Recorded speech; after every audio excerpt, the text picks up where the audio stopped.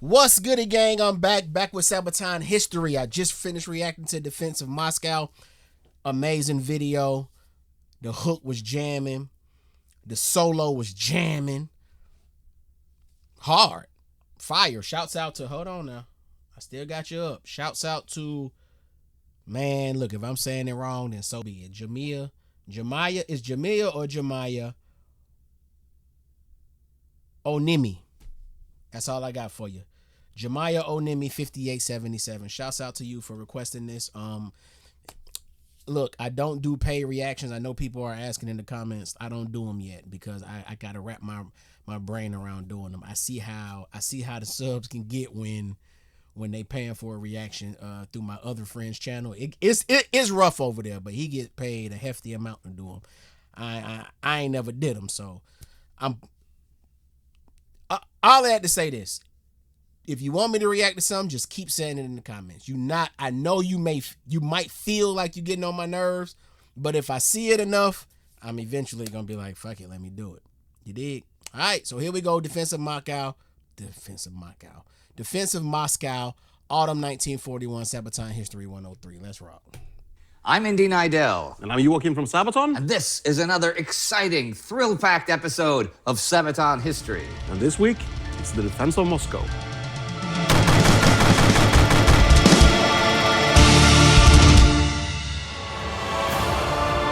Now, let me tell y'all what I got from the music video, which I've said this a few times. The music video usually just kind of gives you a roundabout idea of what actually took place, right? Some of their songs, they get into detail, but for the most part, it's just a roundabout, just kind of generalization of. So what I got from Defense of Moscow was the Germans were coming into Russia. Russia got... They were 1 million strong. Germans were 1 million strong, and Russia just refused to fall. That's what I got from it. Russians were pulling from everywhere to defeat Nazi Germany. So that's what I got. All right. So now let's get into details.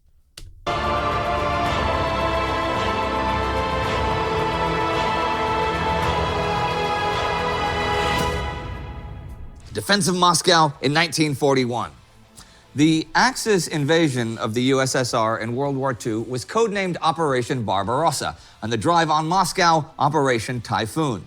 Oh, that's why he said typhoon in the song. Okay. I thought he was just describing the intensity of the storm, but the mission was actually called Moscow.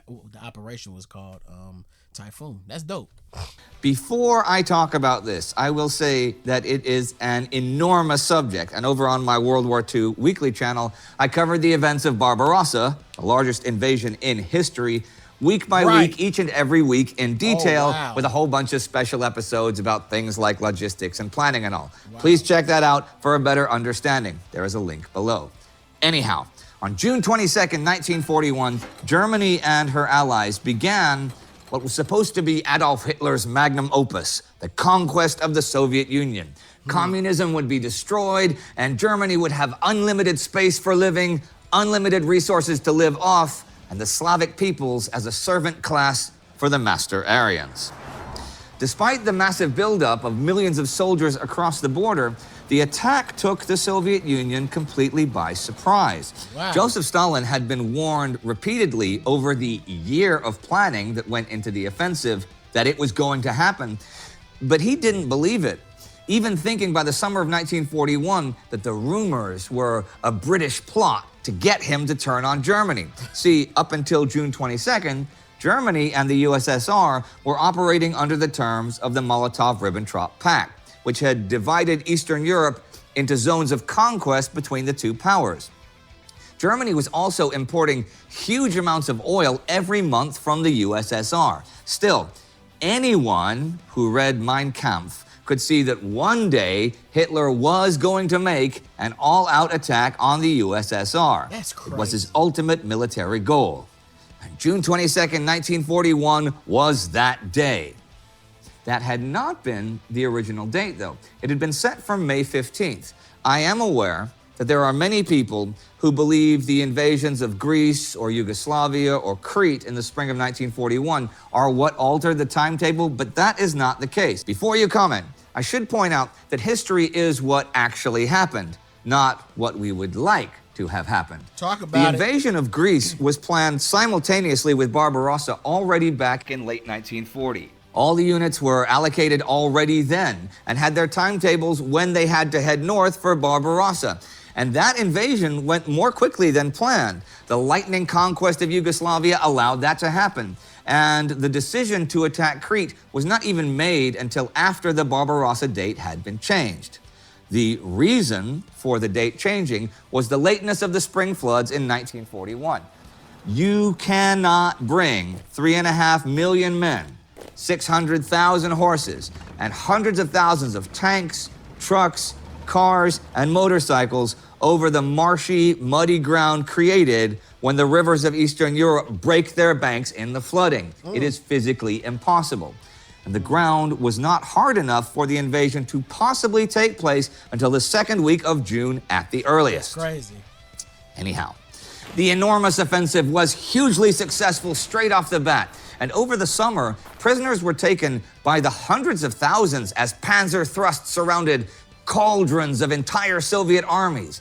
But even during its greatest successes, the operational flaws of Barbarossa could be seen.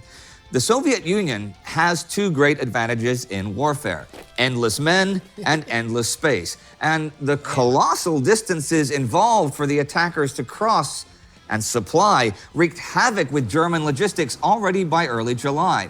There were few roads, and German trains were a different gauge from the Soviet ones. So whole new track systems had to be built because the Soviets destroyed their rolling stock, installations, and, well, everything as they fell back or were pushed back. Also, whereas in the Battle of France, the panzers could fill their tanks at roadside gas stations, the Soviets used a different octane gasoline. Basically, everything that was needed to supply the millions of men and their animals and vehicles had to be brought in from further and further away as the summer turned to autumn and the Soviet resistance grew stiffer and stiffer. As the Wehrmacht overrun, Russia 1941, they don't belong, we stand our ground, 1 million strong. We are ready for the strike, face the army of the Reich, 1 million strong, this is our land, they don't belong. But this episode is not about Operation Barbarossa. It is about Operation Typhoon, the German drive on Moscow. The orders for the operation are issued September 6th and call for the destruction of the forces blocking the Moscow road in the limited time which remains available before the onset of the winter weather. Operation Typhoon begins October 2nd. Hitler announces, "Today begins the last great decisive battle of the year. At last, we have created the prerequisites for the final tremendous blow, which, before the onset of winter, will lead to the destruction of the enemy." Actually, the night before, he issues a proclamation to be read to the troops that, in barely 3 months, you have taken over 2 million prisoners. You have destroyed or captured 17,500 tanks and over 21,000 guns. You have downed or destroyed on the ground 14,200 planes. The world has never seen anything like this. Which may well be true, but, they still haven't won. Dr. Heinrich Happe, who's been with the spearheads of Barbarossa since June 22nd, writes that in spite of such staggering losses, east of the Meja, the Russians prepared a strong system of trenches, bunkers, tank traps, and barbed wire entanglements, brought up supplies, and gathered their strength to stand against us once more.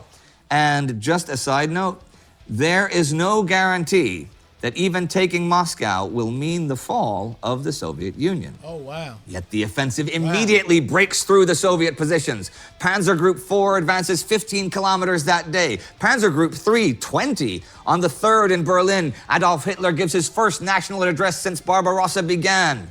On the morning of June 22nd, the greatest struggle in the history of the world began. Today, I can state that everything has gone to plan.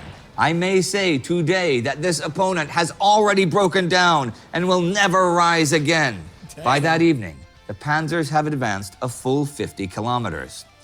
Panzer Army Commander Heinz Guderian reports snow on October 6, but as John Keegan points out, it's hard to know which would be better for the attackers, a long autumn or an early winter. A long autumn will mean trying to advance through roads turned into swamps by the rains, which might not be possible, but an early Russian winter, will freeze the roads solid enough, but will bring blizzards and frostbite.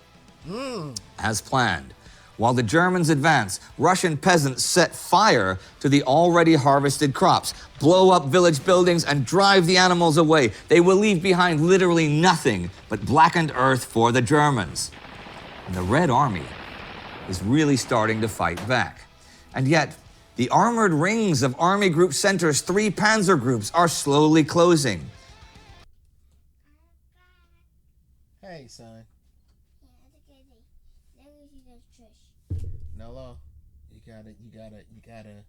Can you close the door? I'm almost finished. Give me a few minutes. Close the door. Pull. Thank you. Yes. No, Nolo, can you go sit down and watch TV?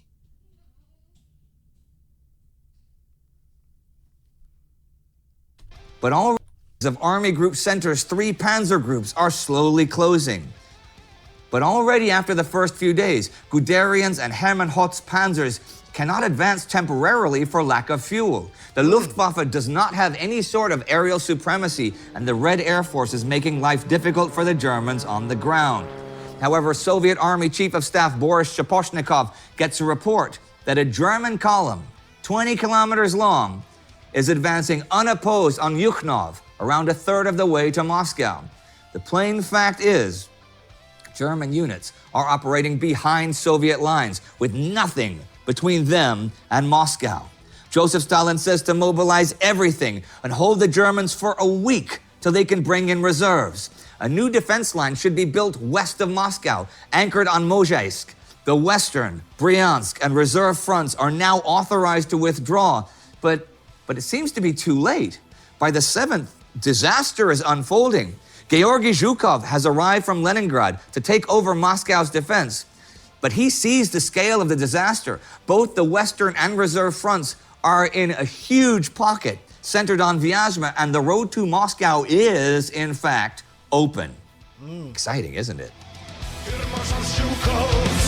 And Stalin's orders defend the motherland. Moscow shall not fall. Standing for command, the blood for the homeland. Hear the mother's call, rise for the storm.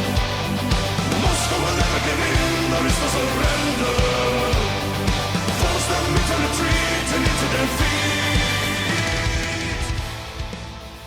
The weather changes at the end of the first week. Colder, and with rain and snow. The Rasputitsa, the autumn mud, is beginning. Vasily Grossman writes, there's rain, snow, hailstones, a liquid bottomless swamp, black pastry mixed by thousands and thousands of boots, wheels, caterpillars, and everybody is happy once again. The Germans must get stuck in our hellish autumn. But Army Group Center's war diary that day proclaims, all corps have the order, forwards, forwards, forwards. By mid-month, there is panic in Moscow, and people evacuate east. But Zhukov has mobilized 250,000 Muscovites, most of them. It's crazy how the weather and the land is is acting as it sounds like a key tool and weapon for the Russians. It's crazy. Them women to build the city's defenses. After 3 weeks of typhoon, stubborn defense and ever more mud, snow, and ice have prevented the Germans from reaching the city. But all the while, the German papers have proclaimed impending victory. American journalist Howard Smith in Berlin says that now really comes the breaking point for many German people in terms of trusting their government's accurate reporting of the war. Joseph Goebbels' diary says, our victory news is no longer accepted with the required attention and necessary importance. Damn. And even as Vyazma falls, It drives home the question to the average German soldier.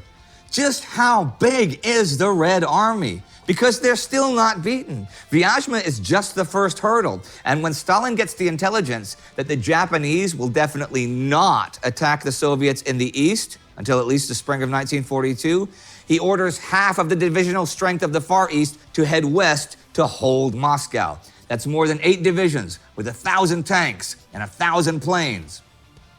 500,000 people are now working on the city's defenses, but the Germans are just 100 kilometers away. However, the Blitz tactics, which had so utterly shattered the Soviet front in early October when conditions were dry and the panzer forces more tightly concentrated, were now impossible.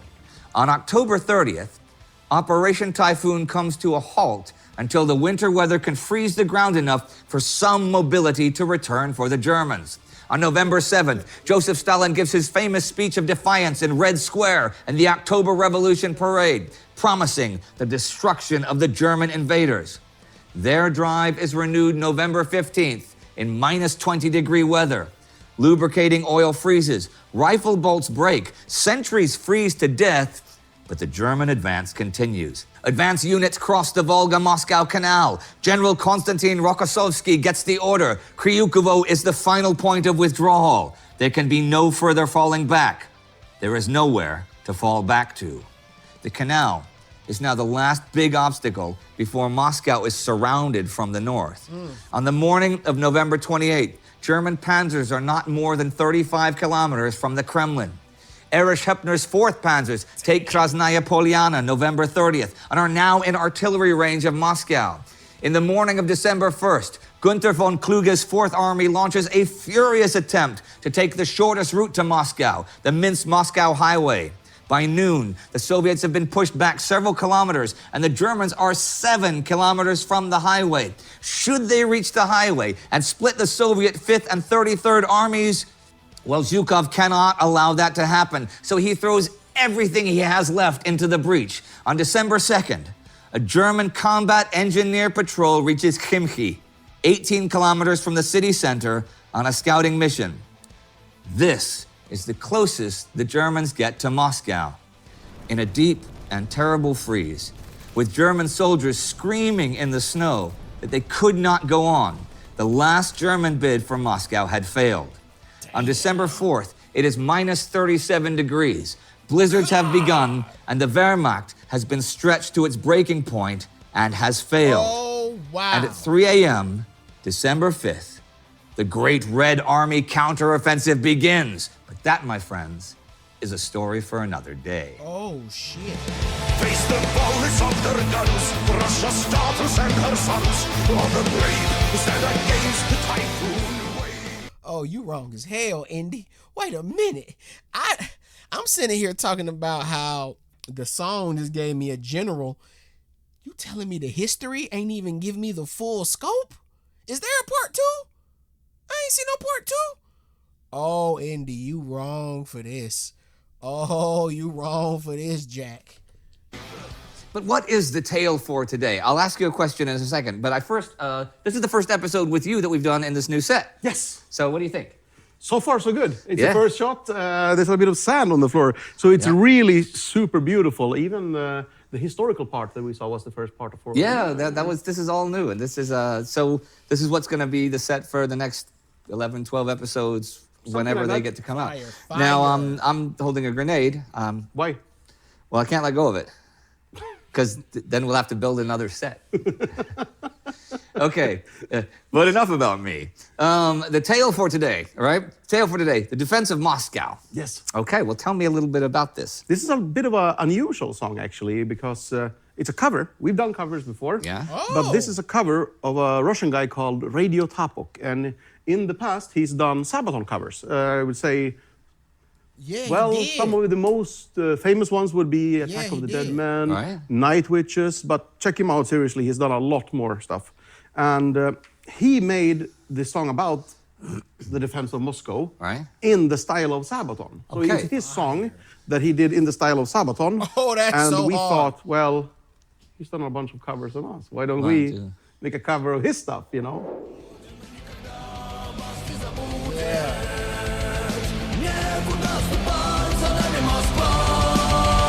so hard.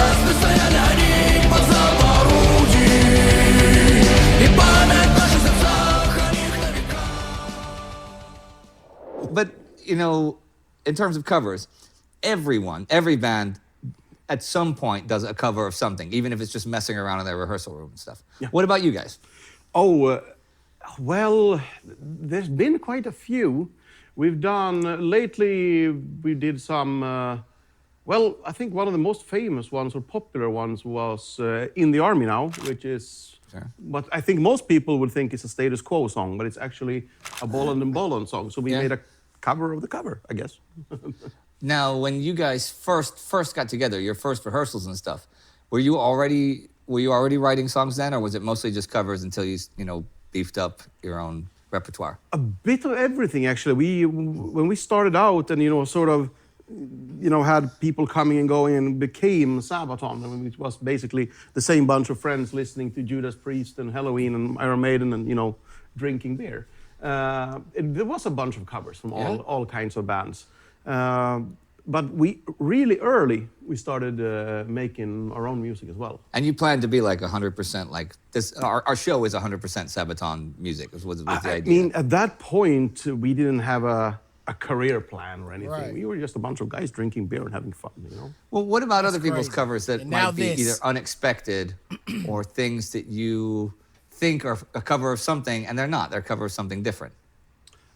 Well, for me, I mean, I hadn't known when I heard Johnny Cash play Hurt when that was released. I think it was Rick Rubin who did the when they did the arrangement for him. songs, And I didn't know that was a cover until a year later, that it was a Nine Inch Nails song. Oh, I remember the Nine Inch Nails version. I liked Nine Inch Nails back in the day. Yeah. Back in the day. You see, it's not just Gina G and Bailando for me. I have a fairly broad palette.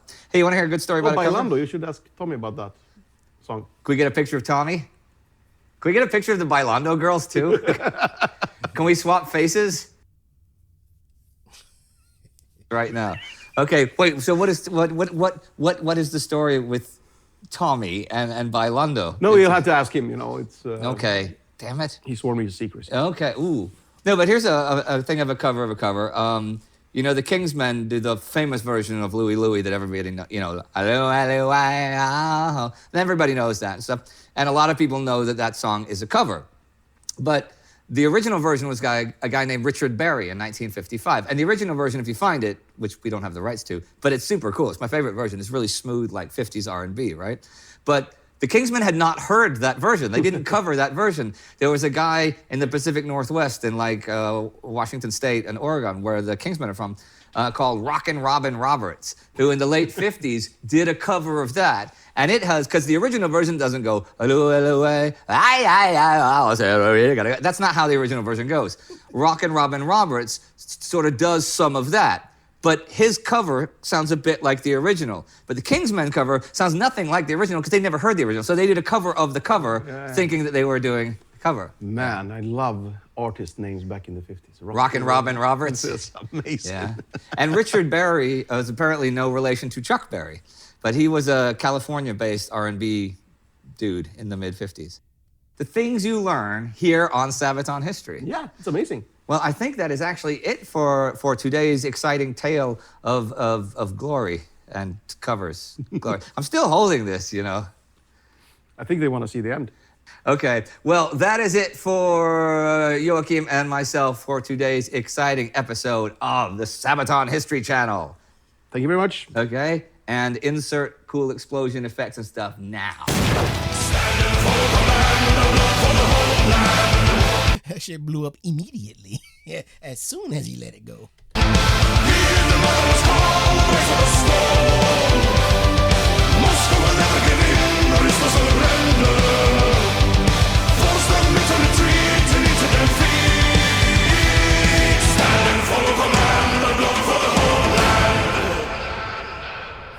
All right, everyone, that's it for this week. So remember to click that bell. It's really important. Click it now. And then, hope to see you again in the near future. Bye-bye. Catch you later. Catch you later, Joachim. Catch you later, Joachim. Hey, good song. Good song. Damn, it's a cover. That's hard. That's dope. Hearing the story behind the song is dope. Okay, so I guess y'all are gonna lead me to the second part of this. Let me know. Like, comment, share, subscribe. Catch y'all on the next one. I'm out, y'all. Peace.